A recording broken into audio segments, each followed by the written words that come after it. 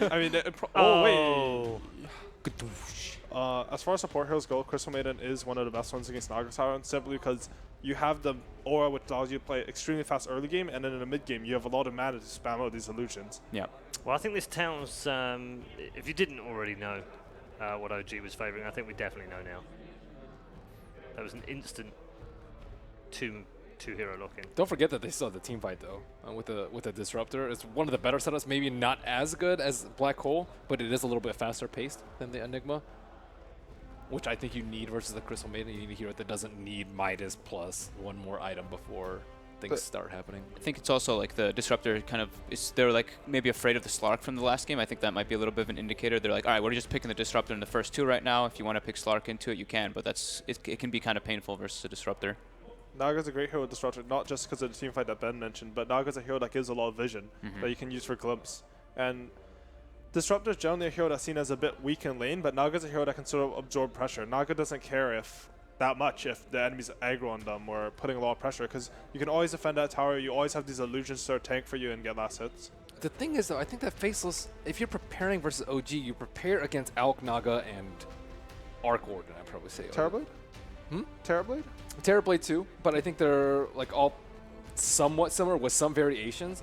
But the thing is, if you first pick Naga, you can be like, okay, we have a strategy prepared for this. Let's go ahead and go with it. It's not like something that they have to think about too much in the draft or something that's terribly unexpected. So maybe like OG could have picked like their illusion hero in the second phase, because none of them are banned. Exactly, and just then like you last just game. have that much more impact.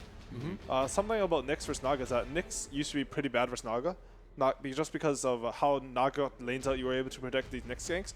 But there's the change to Radiance, which was supposed to nerf it for Naga, made Nyx a lot better against her, because what happens now is you can carapace the illusions, and then when you go next to the real one, it will also, the Radiance will change you and you carapace that one as well. Yeah. So not only do you stun Naga for 5 seconds, but you can instantly tell which one's real. It's a pretty nice perk of that matchup. So who do we think will play the Naga this time around?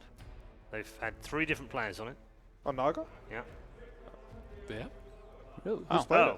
No. Wrong Of course team. they haven't. Wrong team. Oh, okay. I was thinking, problem. I see the Naga and think Liquid. It's just how it yeah, happens that in my happens. head. That is Yeah. very true. Yeah, I think it's going to be a no-tail Naga. Yes. Yeah. Absolutely. People always discuss the best Naga.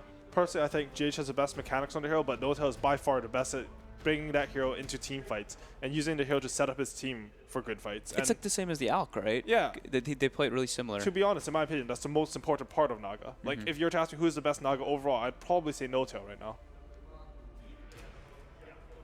I like the Enigma ban by Faceless. It's Yeah, just like a staple OG. I don't think you want to play versus that. Yeah, no way. The sleep combo. One weakness of Naga that sometimes comes out is that you don't have enough to deal with a BKB unit. You have this Naga, your split pushing Radiance, but Naga lineups often lack physical damage with her. And Enigma, she's not physical damage, but he is a lot of damage through BKB with the Midnight Pulse and Black Hole.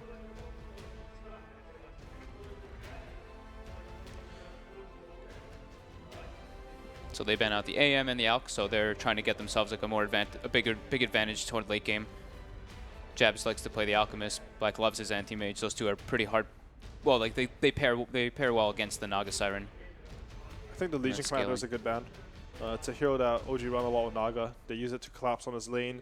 They open up the map. I feel like a broken record saying this, but I just to me that is in essence what OG is. Yeah. They'll open up the map, they'll get picks, push out lanes of Naga, kill you, make you miserable. All the things you like doing. I like it when I do them. Yeah. It's not cool when they do it. Right.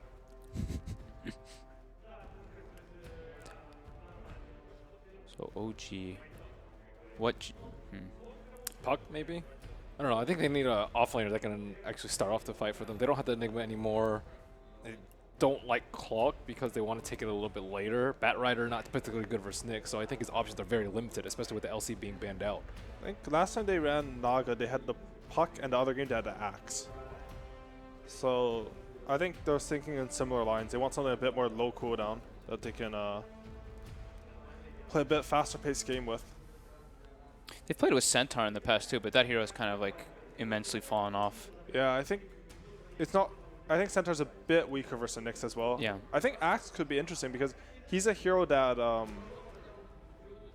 you can't match up the Nyx as well 1v1 versus him. And when you get that offline matchup, it makes it a bit harder to play. That being said, I feel like Faceless has played this Nyx as support before. I think with CM. I do think, yeah. I mean, I do think they have. it's confusing for me because they also had the game where they had like the Nyx, the Abaddon support with the CM and the Nyx offlane. But yeah, we saw a debate by OG in the last game. Maybe we'll see one by Faceless this game. The Pudge. Ooh. Can you still hook Naga sleep units? Nope. Can't hook invulnerable anymore. That's sad. Yeah. But balanced. Probably. Or you could Berserker's Call Yule's units. Oh, that was so ridiculous. Broken. Yeah. Yeah, we abused that at DAC 2015. Great tournament. Great bug. Feels good, man. I think this is something that they're using to try to like alleviate more pressure off the Naga too. Nyx, you can get run down pretty easily if you're just getting rotted and ran out in the laning phase. I think that's what they're trying to secure. Faceless kind of I kind of felt like they were going to do this just because of how much impact these two heroes had in the laning phase. We keep talking about it. Faceless loves to dominate the lanes. Who better than that than CM Ogre?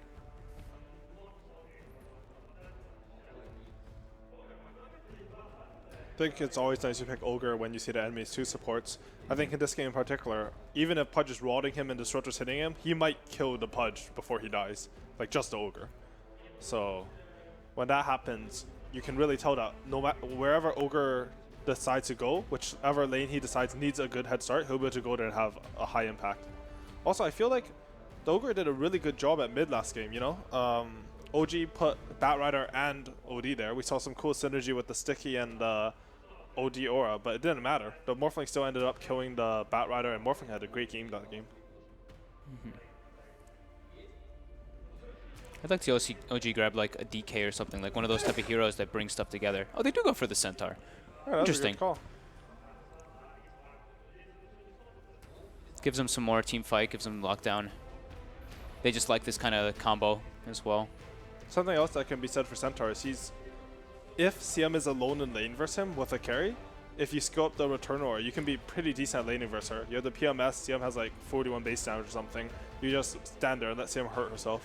I really like that you say that because I think that's probably what they're trying to go for, that type of approach. They're like, okay, how do we... This last game we had an Enigma who can't really just stay in the lane the whole time. He stayed there for a bit, but at one point he has to go to the jungle just because of the fear factor. This time now, he's going to try to keep the supports down there because that, I feel like, was the big dominant factor for Faceless the last time. Just the liberty of the two supports being able to move out of that safe lane. And I think it's a twofold factor because when you keep a CM in lane, she's not using her frostbites on neutral creeps. I think she got to do a lot of that versus Enigma. And we saw the high level CM, the high level Aura contributing a lot to her team. And if you have the Ogre there, obviously your other lanes feel way better because that hero is very strong at early levels. I also think he's a good pipe carrier. Like their lineup does not have that much physical damage. That's a good point. Very good point. Prior Yeah. to that too. So the Morphling versus the Naga, I feel like that's kind of the same thing as last time, matching up the Morph versus like Alchemist, Morph versus Naga, kind of same concept. Again, though, they do have something to kill the Replica. They Like do, the yeah. Disruptor The Glimpse. glimpse. So that is nice for them. It's a pretty good Morphling game, though, to be honest. Disruptor is good versus him, but they have the CM Aura. Look, CM Aura makes Morphling a different hero. It really does. Like, if you can get this quick E-Blade BKB in this game, I feel like he has the potential to carry this game very hard. It's Tinker banned out from OG. I guess the hero that they have in mind for mid lane cannot, like, that hero can't win his lane against a Tinker. And they need that hero to win the lane in this game, I feel, because Center's not a particularly fast hero. Naga won't really make any rotations. And the supports, while they can rotate, they do lack some things that the mid hero being strong will help them with. I don't know why the DK keeps coming to mind for me for OG, but I'm just trying to think of something that they like to play that isn't going to get so hindered by the Nyx if he does go for the rotations. And they want to make have something that gives space and is a building hitter. They have no real objective taker just yet. That's a good point. DK could be very good for them. I think with DK, you generally want to see the enemies mid, which OG has the potential to do. So if Faceless picks something and they think they can put the DK mid, I think it's a good pick. Hood DK does not die this game. Ooh, they see the OD though. That might put some fear. They might go back for something like a TA or something. They really do like picking that because it's kind of like the same concept, the hero that can kind of like get involved more early and have a good laning phase at least, especially. Remember Not last worry time so much. Faceless played CM Ogre or versus TA though? That is true. Yeah, that's rough. No, they do. All right, no. they do it anyways. Now they have an objective taker, they have a Roche taker. I feel like it's just like the one thing that they had left for them that can make the space for the Naga I think Siren. But most importantly, they'll have a lot of space, a lot of vision on the map. They need something that'll single target burst. Physical in order burst. to appeal, physical burst, Yeah. exactly. That will use the vision, and they can use that to their advantage. Okay, let's get some predictions, shall we? As we go around the table, we'll start with Melini. I'm going with Faceless for real this time. Okay, why? I just think they're riding a high right now. Yep. okay. I'm also going to go with... He's not giving you any help there at all. No, it's okay. It's fine. I'm also going to go with Faceless. I think that I just really like the way that they played with the CM Ogre. I think that it's going to work well. I think they can make the same type of rotations as the last game. Okay. Yeah, I'm surprised. I didn't think I'd be betting on the Faceless 2-0, but I am. I'm going with Faceless. I think OG's lineup is a bit slow, and it's hard to play those types of lineup versus a team with CM Aura. I think Faceless demonstrated that they're very effective at abusing that CM Aura. I expect them to play a high-paced game again this game. Okay. Thank you very much. All of our gentlemen on the panel have gone with Faceless. Perhaps a little bit surprising after we saw OG come into this as one of the favourites to lift the entire thing. They are on the back foot right now. They need to win this one to stay in the Kiev Major, or can Faceless make their first semi-final? Let's find out as we head back to our commentary team for game number 2.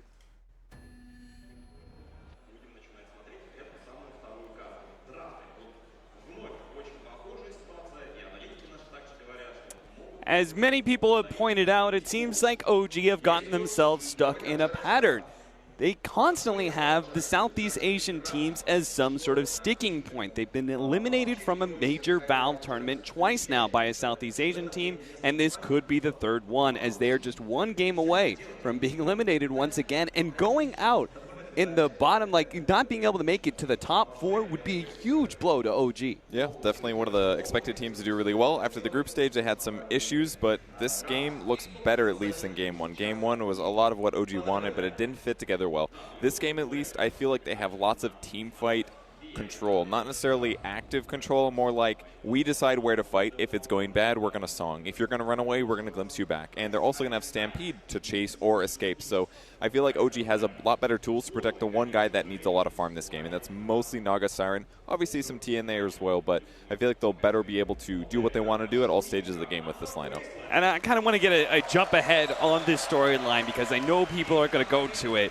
Once again, OG are going for another Radiance hero, right? Another Radiance Illusion hero. They tried it in the first game, didn't work out with the Alchemist. That was the storyline from DAC as well, and they failed to actually close out that game against IG. They couldn't close out that final series. So do you think they're going to have a similar problem here? Because it did seem like Faceless had a very strict game plan to be able to deal with that Alchemist. Do you think we're going to see a similar game plan here in this game too? Yeah, I mean, Faceless seems to have almost exactly the same draft, really. They've got Morphling, they've got Crystal Maiden, they've got Ogre. They have the same accelerants, they have the same map pressure, they have the same laning advantage, but the difference is that I just feel like OG's lineup can do so much more this game. They can pressure aggressively. I think Pudge could really pay off here.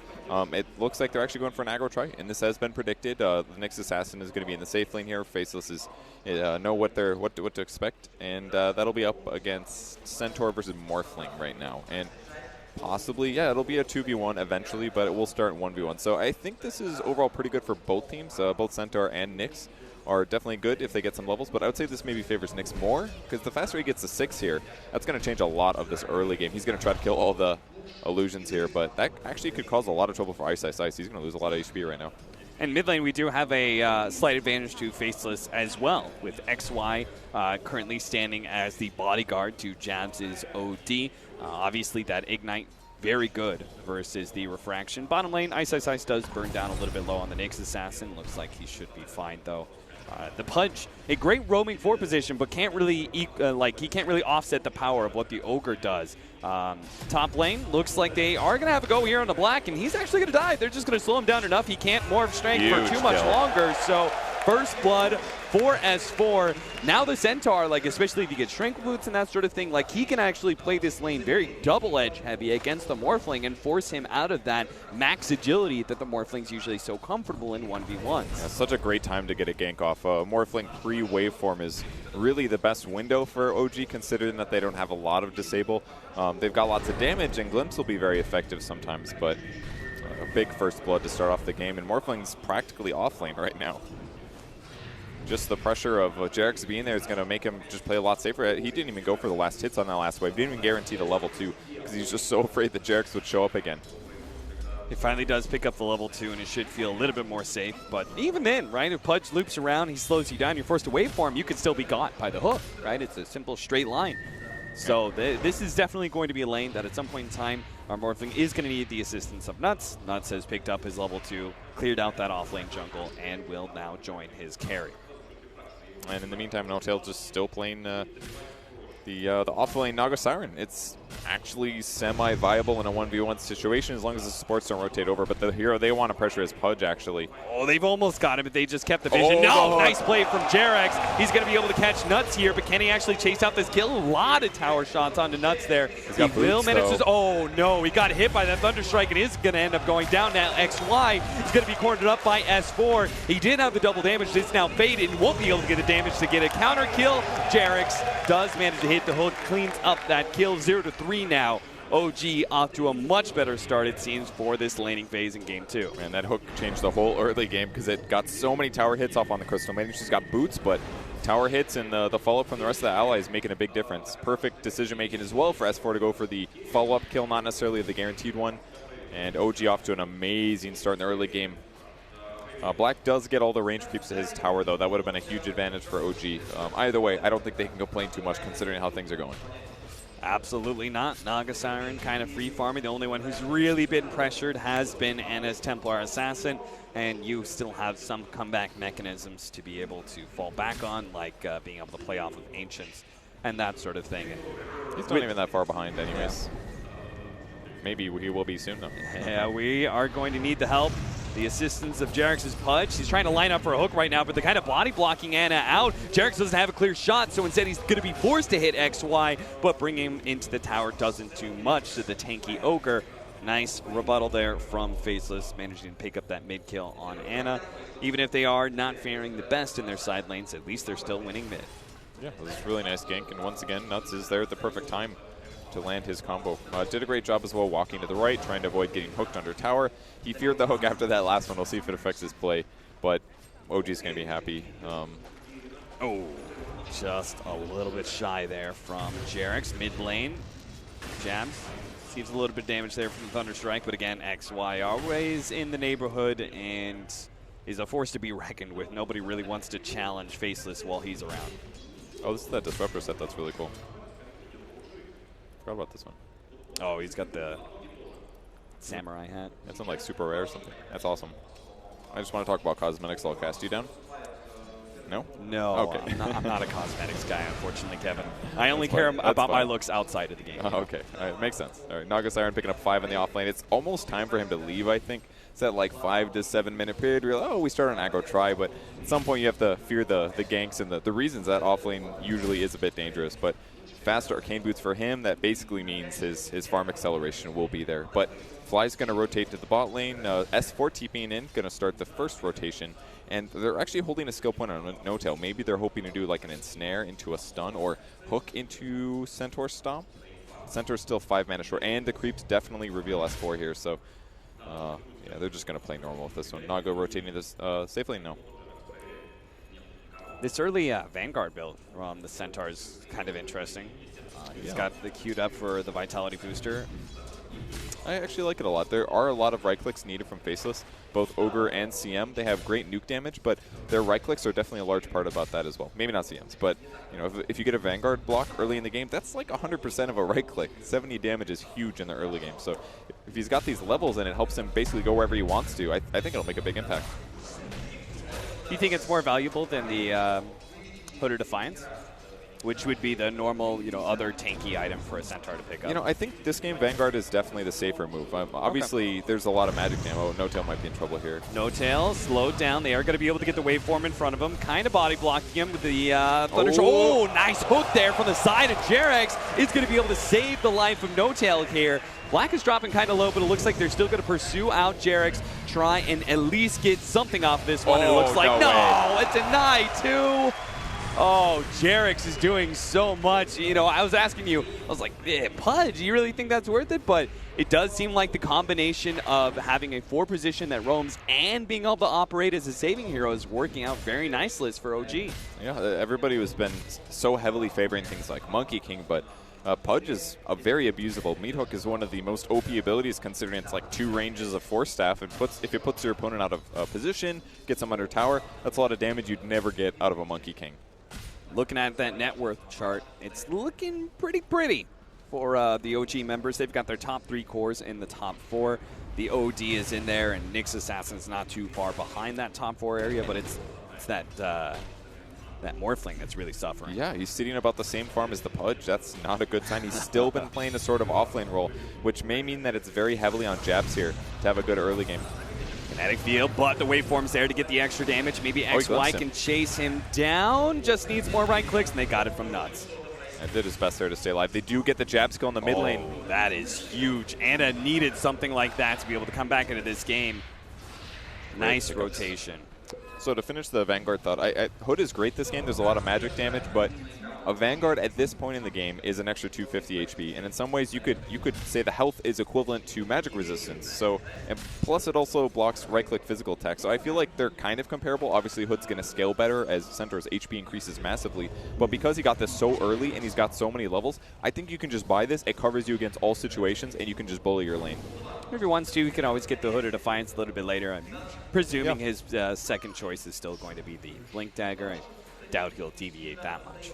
Yeah, probably. With 2 more tangos in the Vanguard, he's going to hit full HP pretty soon. And level 7 on him is a lot of damage threat, actually. If anybody ends up getting caught here. Ice Ice TPing to the Shrine, going for an invis gank to the top lane now.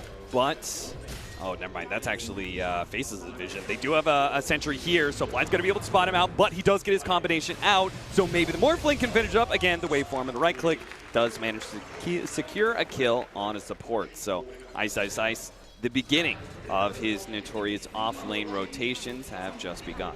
The downside of not having a stun. That's like that would never happen otherwise.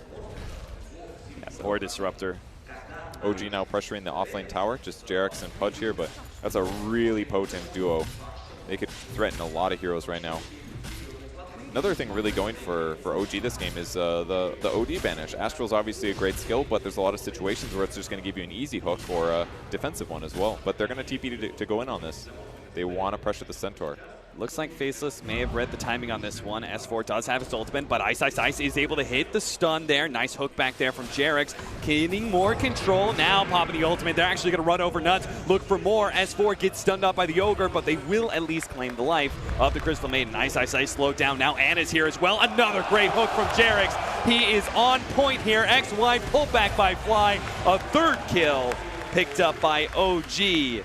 This is not going to be the one-sided stomp we saw in game number 1. Oh, it might be just the other way around, perhaps. I mean, great ability to pressure there. So S4 still hasn't picked up a point in return, and it's really paying off, actually. The extra hoof stomp stun duration, the extra damage from that is making the difference. And even Glimpse looks so powerful with a Centaur on your team like that if he's got enough time to get the cooldown off again. And he doesn't even need a Blink Dagger. That's what it feels like right now, but he's still making the initiations happen just by being tanky.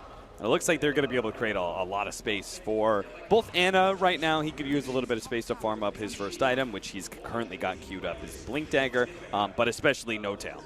No Tail could use this extra time to complete that Radiance. So I'm presuming we're going to see OG continue to be quite aggressive with at least this trio, and you can see them currently trying to set up for a pickoff on Ice, but he snapped. They do manage to get the spike, Carapace, turnaround stun. Jarex is going to get popped by that one. Nice play from Ice, but it looks like he may still be giving up his life. Maybe not. TP in from Jabs is going to be able to catch the Centaur. Good send back there from Fly. Does save the life of Ice as he claims a kill. Yeah, but S4 as well. The glimpse is absolutely important. Oh, Jarex actually knows where Jabs win, I think. Oh, he sees him, yeah. So he sees him now. Hooks. No, that's way off the mark. It's okay, Jarex. You landed a lot of them. Slightly wrong estimation. He also popped the Tome before he did move to the bot lane, and he was just a fraction away from 6. A bit unfortunate he didn't have slightly more experience. Maybe would have killed Ice then. The OD even rotated all the way to the top lane there just to try to set up the kill on No Tail with an Invis rune, but after TPing bottom and getting Glimpse back, that actually wasted a lot of that guy's time. He does still have Midas, though, so he'll be all right. I see Black, and he's farming up, but he's still kind of suffering in the net worth, and with the pressure that's heading down bottom lane, Ice is actually having some issues as well.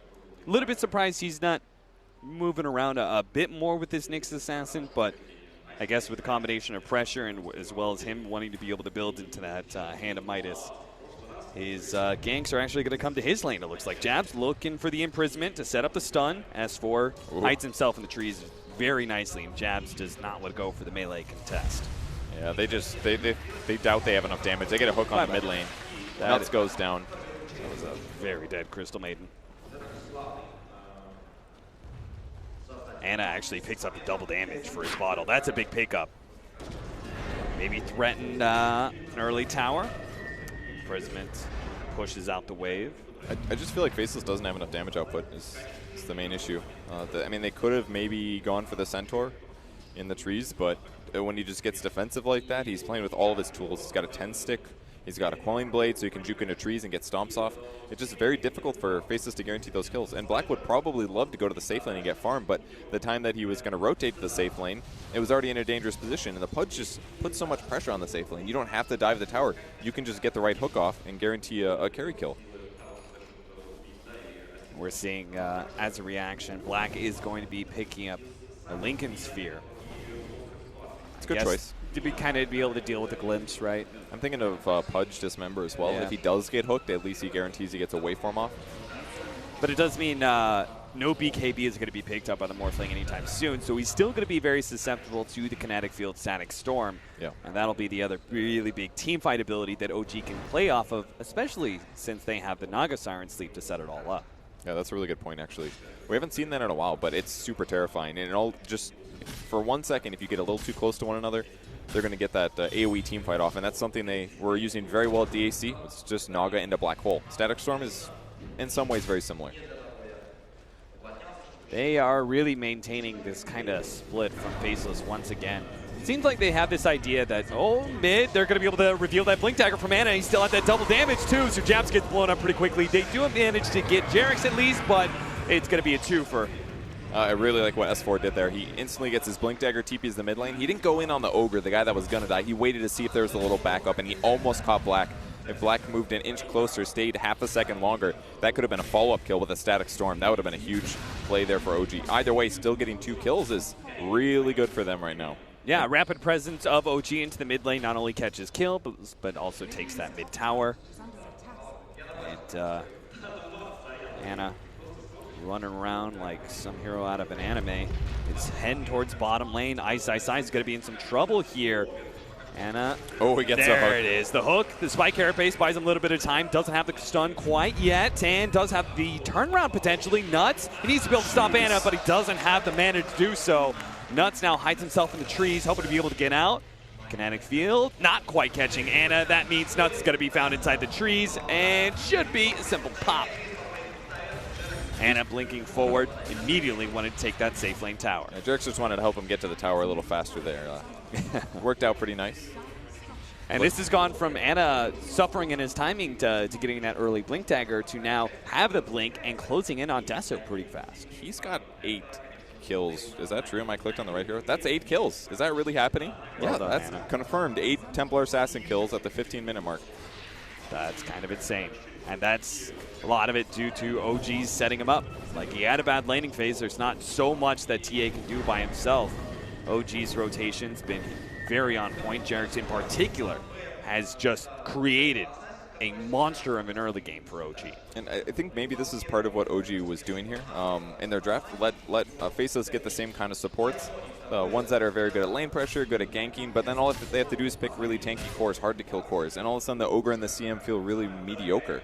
Like, Look at him. He's actually going Solar Crest up next on the Centaur. Okay. He does need armor. Tranquils doesn't give you armor anymore, and he's pretty good at damage blocking, so Solar Crest would give him evasion. It'd make OD kind of bad against him, especially once he gets the evasion part up, but same principle. Bloodlust makes you right-click faster, grab armor. It's kind of the same thing. Counters the attack speed a bit. And we could see a very fast Roshan from that as well. The TA on that team already, it's pretty easy for them to do it. Get a medallion. Ice looking for a possible kill on S4, but he gets out no problem. And yeah, they're just controlling the map so well right now. They'd love to take the last tier 1 tower top, and they've got a ward for it. They're just looking for Faceless heroes. They get a kill, they'll try to take a tower right after. All this aggressive vision in the left-hand side of the map here from OG doesn't quite net them a kill, as Faceless are going to be playing more in their own jungle. But if they do that, it means OG are free to take Roshan, especially with that fresh Deso on Ana. It's really good timing here. And it's going to be really tough for Faceless to take a fight into this. If things go a little bit iffy, they cast Song. If it gets really bad, cast Stampede and Initiate. Almost no matter what they do to initiate, it's going to be good. Jarek spots him out. He's going to be able to clip jabs there. He's going to be forced to imprison himself, but S4 managed to hold on to his stun. They're going to be able to get him. Oh, so much damage coming out from Ana right now. He's still holding on to a double damage rune. When does that hype and fade? I feel like I've seen him for the last 4 minutes having DDs. That's all he's got, I guess. DDs every day. Holds him for the right time and helps him take Roche faster. I also love that Jarek's looking for the next move. A lot of really good supports will do this. Oh, we have this Roche. There's no way they can defend this. I'm going to look for the next kill. So he moves a little bit far out and instantly gets a spot that allows S4 to force out the defensive Astral. Really nice move that helps set even more tempo here. So Black is desperately trying to get his first item. Still doesn't have the ultimate or part of the Lincolns, and that just looks so bad for Faceless right now. So a Morphling playing from that far behind doesn't seem like it's going to be very useful. He's like 1,200 gold behind Centaur, for God's sake. Boy, I'm looking at this Nyx Assassin and thinking, like, this is not the same kind of offlaner. Last game we had this Batten, right? Who kind of sits in lane, always pressures the enemy carry. This time around we have a very aggressive ganking offlaner that hasn't managed to pick up too many kills. Did pick up the Hand of Midas, so he'll at least still stay somewhat relevant. Mid. XY drops kind of low. And not able to pursue. Thinking about it, he's got to position himself for the blink if he wants to. He's actually going to go for nuts on the high ground. Has an Aegis to work with, so he's playing pretty fearlessly at this point. Yeah, he is. So it's kind of a reverse of what we saw last game. Ice Ice Ice plays Abaddon, sits in the lane, gets some stuff done. As for this game, very hard to kill, sits in the lane, gets stuff done. And then it swaps around the other way. Nyx Assassin's got to move around the map, get kills, but he can't really stay in his lane forever because he has to worry about things like Pudge and TA and other setup heroes. So Faceless is forced to go on the aggressive, and they had a bit of a weaker lane start, which means that Morphling can't even get that active early. He's got to force himself to get farm and catch up a little bit. So I feel like OG has a huge drafting advantage here, not to mention the fact that Radiance is ready to go. 20 minutes in, and now they got to deal with that. They will have Replicate at least, so they're going to be able to steal some illusions and radiances of their own, but the pressure begins, and the towers are very likely going to take a lot of damage soon. Black may be the victim of an OG rotation soon if he's not careful. I've been feeling like OG with this Radiance, they'd love to actually start forcing some real team fights. Ice, Ice, Ice. He's sitting, waiting, lurking, hoping. Courier slides on by, but maybe he can still catch it. Oh, no. It's just a little too fast. And his ulti runs out. They saw him there, so I doubt the Courier will get sniped on the way back. I don't know if they care, though. They do kill a Replicate as well. That's huge. That's going to ensure that Templar Assassin's Refraction doesn't get broken. And they're also going to be farming up the enemy jungle as well. You can see the Nagasiren already spreading out those illusions. So if Black wants to be able to farm, he has to like go into the enemy jungle or show himself deep up there in the top lane. If he does that, then OG feel very comfortable taking objectives. Nice snag there on the jabs. Jarek's just solo killed an OD, it looks like. And let's go. Barely. The rot snags him just at the tail end there from that force staff. That's some powerful funk, man. You're in a different dimension, but the smell still goes through. Guarantees the kill. You can't get away. Yeah, it sticks on you, you know? It goes with you. It's like you're getting one elevator that somebody smoked in. It's with you the whole day. Same thing. Ice, Ice, Ice. He really wants to find this Nagasiren pickoff, but he's going to be found instead. Stunned up, takes a majority of the damage. The Static Storm making sure there's no opportunity for a spike. Carapace and No Tail. Sorry, actually, Fly was the one who picked up that kill. I thought No Tail snagged it, but looks like the Static Storm was just a bit too much. Maybe Ana can actually grab a little bit more here. 2 down on the side of Faceless. He knows he finds anybody. Pretty much guaranteed dead. Fortunately, Nuts did manage to TP out. Looks like they have some very defensive vision on the left-hand side. They had a ward counter and ward combination that saw Ana.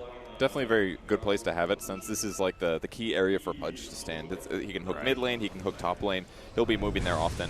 But the key to the team fights in the ganks is basically just Nyx Assassin. If they kill him, who's going to set up the fights? It's not going to be CM, it's not going to be Ogre. They don't have a reliable initiation. And XY might get 3-shot here, although Ana's got to be careful. Anna being held in place. They do have the hook, but he's actually going to throw it out onto Jabs, knowing that Anna has the Aegis. They really want to fight this one out, but Nuts does manage to finish off that Aegis with his freezing field. The Blink Dagger is going to be up for Anna, but he actually hit him with the waveform, so he doesn't manage to blink himself away. What a huge stun, though. The Centaur controls up the fight. Now they get their turnaround. They're going to be able to blow up the Morphling as he's rooted in, gets him with the ensnare. Turnaround from Ice manages to catch the Centaur, but there is the extra hold. No Tails making sure that nobody from Faceless escapes alive. And they all go down there. Triple kill for Anna for you Compendium predictors, and huge team fight there. S4 absolutely changed the scope of that team fight. It looked really good for Faceless, catching Anna, preventing his blink after he respawned. But when you stun 3 heroes, whole fights, that's over. That's a Ravage right there. And you only have to wait 13 seconds for the next one. Especially when Anna is already hitting so hard, you give him just enough to disable. He starts throwing out those side blade hits. Gonna see the replay once again there. Great hook as well, and the OD banishes himself at the perfect timing and is forced to try to kill the CM. And here comes the big moment. The waveform to guarantee disable the blink. Really well done by Black, but that stun gives OG enough time to catch up. Jerix, again, locking down yet another core. This support Pudge has just been out of control, and it makes me wonder where did this hero go? You know, it was such the rage not so long ago, and then it just kind of fell off for favor of Monkey King and Earth Spirit and all these other 4 positions. I think it was picked sometimes in the group stage, but it's not half the time it was. It just didn't look very good. It's definitely a sometimes pick from the support position. And maybe the excitement around Monkey King, that kind of stuff has fallen off, and OG knows, like, hey, we kind of got wrecked game 1. Maybe we need to focus on just really safe drafts that make a lot of sense. And in this game, I think the Pudge has been really solid, especially with the gank heroes that Faceless has been running. The Nyx Assassin was an early pick. His damage is a bit limited, and usually the way those burst heroes work is if you survive the burst, you're going to win the fight, and Pudge is great for that. Ice once again. Put himself deep into the enemy jungle, kind of scouting things out, doesn't find anybody, so he'll farm a camp while OG take that tier 2 bottom. They Faceless know they can't really contest OG at this point. The team fight's just far too strong. So they're just looking for picks, but OG really isn't giving any of them to him. The only person who was really separated was No-Tail, but you can see he's playing off of his towers almost the entire time and just letting his illusions do all the work. Yeah, that's the way to play it. Only downside to that is it usually delays your Song of the Siren maxing out, but he's completely set in his position right now. And another big item picked up, Anna's going to grab an Orchid. That's one of the best counters against Morphling in the game. Very effective against OD as well. He's got BKB queued up, but he's pretty much just starting it. Scouting a couple of heroes here. OG spending some time farming together, farming their way through the jungle as they head up top, maybe to stop that tier 1 tower from going down. In the process, they're going to run into XY. That'll be a freebie. Beyond godlike already for Anna 25 minutes into the game. That's actually insane. Any hero that he finds right now, I mean, if he finds Morphling by himself, there's a Lincoln to stop it. But any other hero, he's going to get a kill this game, I think.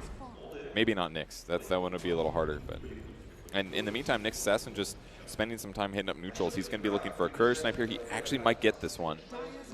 Oh, no. Position yourself farther right. No. Ice. Like, damn it all. Yep. It just keeps on sneaking by him every time. If he had been there like 4 seconds earlier, just to get to the high ground before the courier was in vision, that would have been a snipe. But he's going to hopefully wait for it to come right back out. And I don't see any items on it instantly, so slightly wrong timing. Manta, soon to be complete for No-Tail. And I have to wonder, like, once you get that much split pushing power, Faceless, I mean, they still do have the late game, right? Like, the early game has gone terrible, but they still have OD and Morphling to be able to fall back They're going to try to kill Anna here, or somebody else they're spotting. They're smoked up, but he didn't end up following No-Tail.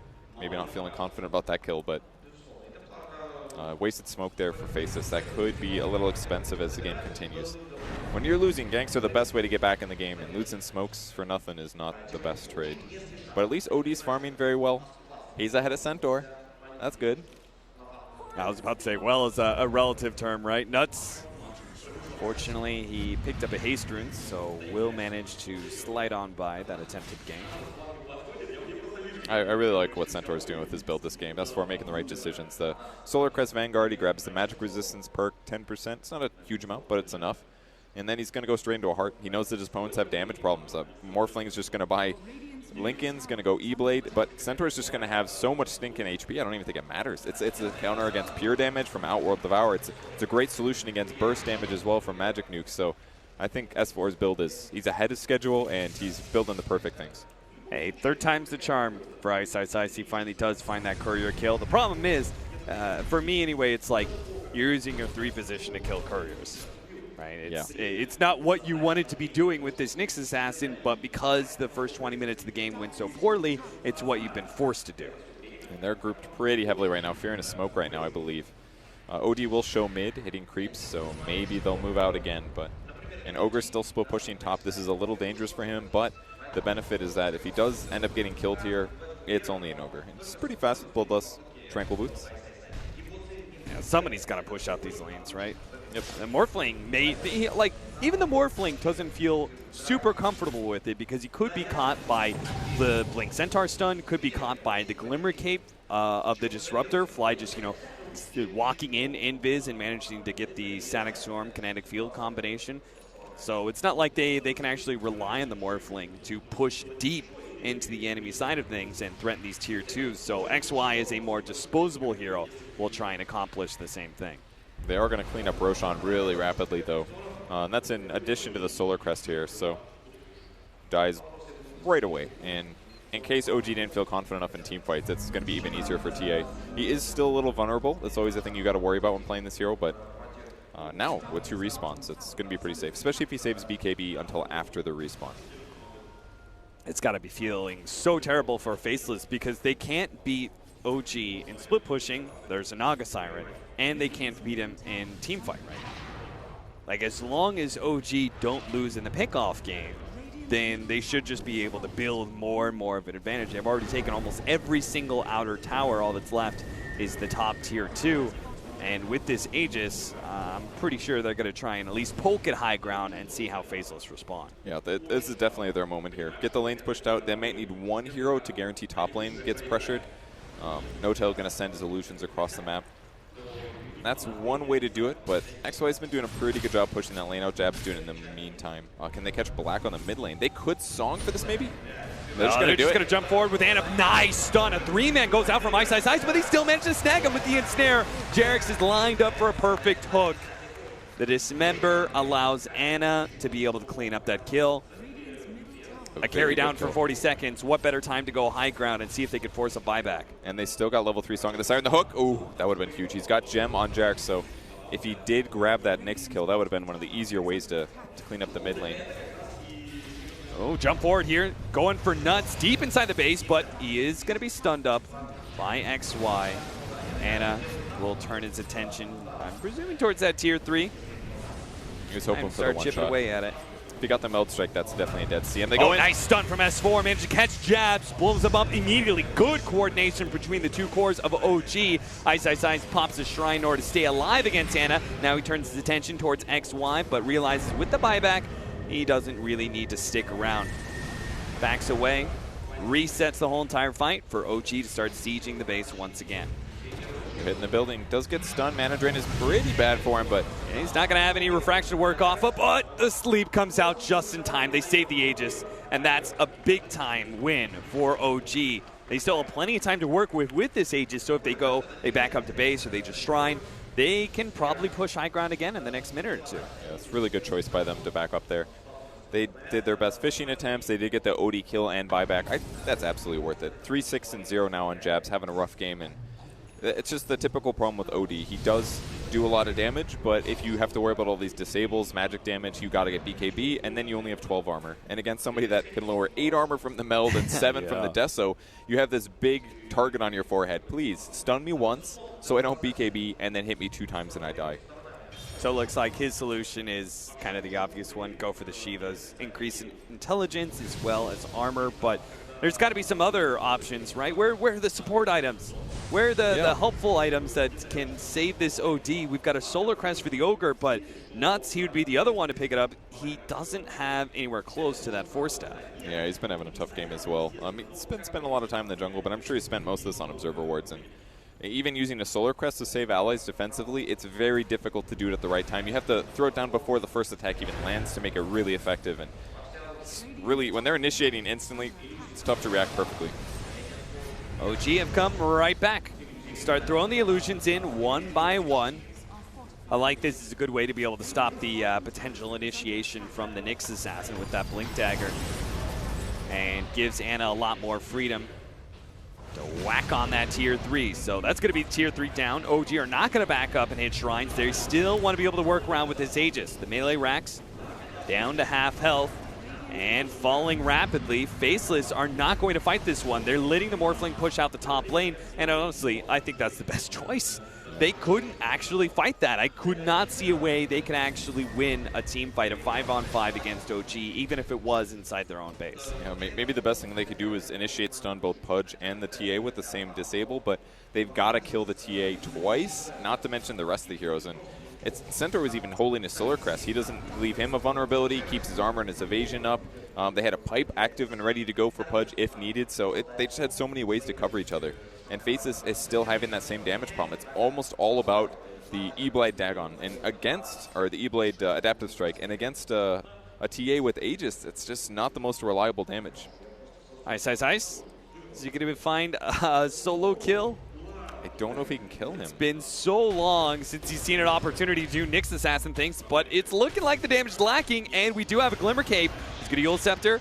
Has another mana burn. Oh, gets him. Fly held onto that Glimmer Cape for so long. He had to, because if he uses it instantly, Eul's is used on him, and it dispels it, which would guarantee the kill. So it was actually smart of him to hold that as long as he did, but unfortunately for him, does get killed. It was pretty much the only way that works. The Glimmer did give him enough magic resistance to not die in one burst.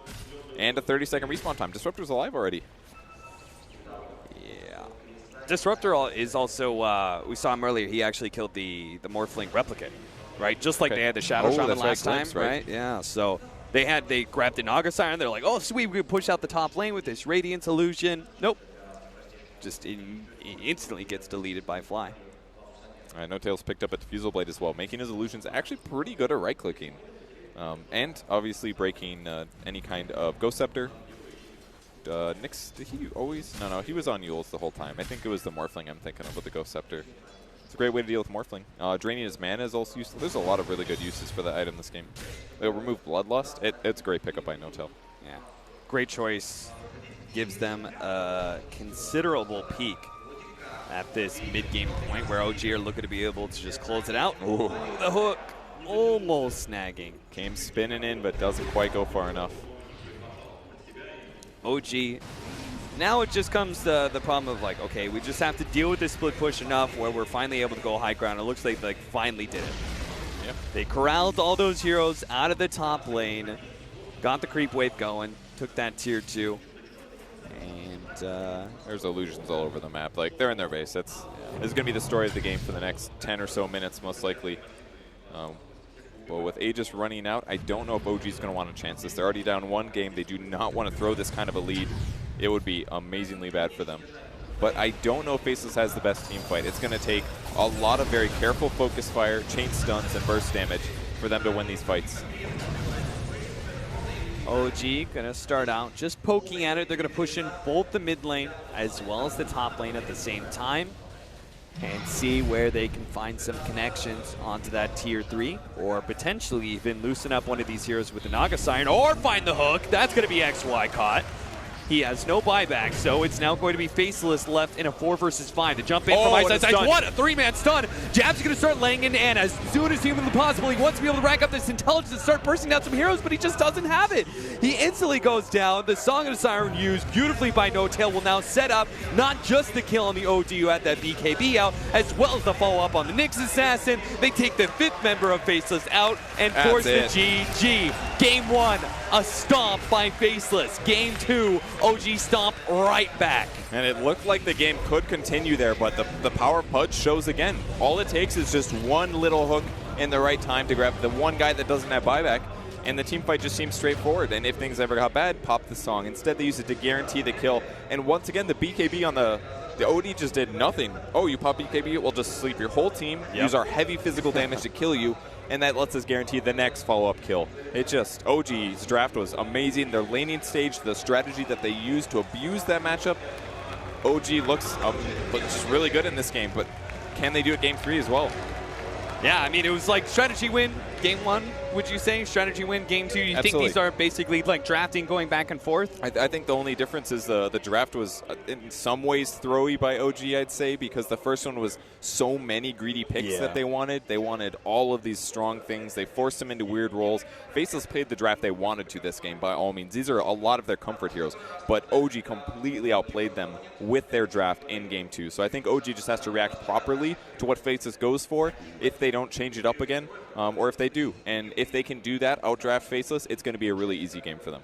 Faceless side, we said that their draft was kind of similar to what they had in game number 1. Yeah. Do you think in this case, do they still make the sort of slight adjustments for game 3, or do you think we approach this in a very different light and go for an entirely different draft? I think the crucial point was the safe off lane that can always sit there and push the lane. OG got to abuse that this game. Faceless didn't really coordinate they didn't have the heroes to combo with the Nyx that was well enough to win the game. All right, well, game 3, it seems like strategy wins on both sides of the table. Game 3 going to be very important draft, and I'm sure the panel has a lot to say about it. Yes, indeed. Plenty to say about it after a second game. This time it goes to OG. 1-1 in terms of games, 1-1 in terms of stomps as well. Stomp in full effect in game 2, Ben. It completely swung the other way round. Yeah, just everything went right for OG this game.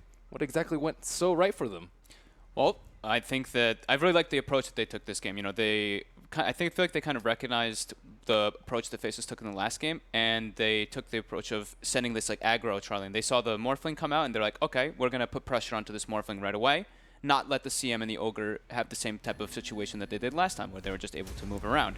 Right away, we see like here in the clip, and this is a bit later on, but it was just OG always constantly putting pressure on them, not letting them catch up at all. Morphling had, I think he had like 8 CS compared to like the 30 creeps of the Naga Siren at one point. He kept having to switch lanes. The Pudge was just kind of, Jerax and the Pudge was literally just following him around. I really like the way that they were the ones on the aggressive this time rather than the opposite. Kurt, what do you make of it? I think OG did a good job putting pressure on. We talked about before that a lot of teams have been picking these greedy, poor safe lane heroes like Slark, the Spectre. Morphling's one of those. And I think OG really showed how to deal with those heroes in this game. I mean, you know, I forgot how good they are at Naga too. And it's not just how they play Naga. They always pick this illusion hero early. We're like, oh, they could have picked it second phase, but what they did this game was really cool. Picked a Naga. All of Faceless' lineup is meant to counter this one hero, this one Naga. They overcommit, and then it's a perfect TA game for Ana, and he delivered on that TA. Yeah, 16, 1 and 2, I believe, at the end of the game. Having a massive game for OG. And likewise, you already mentioned Jerax's Pudge. It was annoying to deal with for Faceless, wasn't it? Yeah, it was super annoying. I think he had like the most game-winning moves in the game. He had that TP talk. He killed the Morphling. He was everywhere. He was hitting these nice hooks. We saw him. I don't know. Pudge hasn't been like that strong in this patch, I felt, but he made it look super imba. Yeah, 3-3-18, which wouldn't suggest a particularly good game in terms of statistics, but it's much more about the movement, positioning, and the hooks. He ruined Black's early game. Yeah, Black was exactly. like half of top net worth for a pretty long time, just because of the one death early and the poor laning situation that he was set up for. It's a good demonstration of how they can come together as a team. S4 again, not having the loudest of games, No Time not having the loudest of games, but in the right places at the right time to support the players that are getting the kills. Yeah, I mean, I love the adjustment that they made, honestly. I like the way that Kevin kind of put it, too. They were just like, oh, okay, we identify what went wrong the last game, and we're going to just alleviate the pressure off of Ana, off of Notel this game. And I really like how Kurt said as well that, you know, they drafted this Naga first, and it's like that kind of instills an idea into your enemy's head. It's like, oh, this Naga, we have to really prepare for this Naga Siren, Naga Siren, Naga Siren. And then they come out with the TA last pick, and it's like, oh man, how do we really do this when we kind of like overcompensated a bit dealing with this Naga Siren? Do you feel like we often forget that they are a very adaptable team and they do adapt very quickly to different teams? Partly why they've been so successful in major tournaments? Yeah, I think so. I think we sometimes overlook that, and I think we also overlooked how incredible they play around the Naga Siren, really. I mean, he didn't really have to do too much this game. It was kind of everybody else doing that, but I think it was just like the concept of it. It really instilled a weird idea into Faceless. MVP being Ana in this particular case, but you probably could have had a good shout for Jerax here as well. Yeah, he was involved in like 80% or more of their kills in that game too. I think he just made, like Ben said, he made Black's life miserable, but Ana overall, he started versus in like a 2v1 matchup lane, and he excelled incredibly. Yeah, ended 17-1-5. The team is incredibly good about playing around Ana, though. Like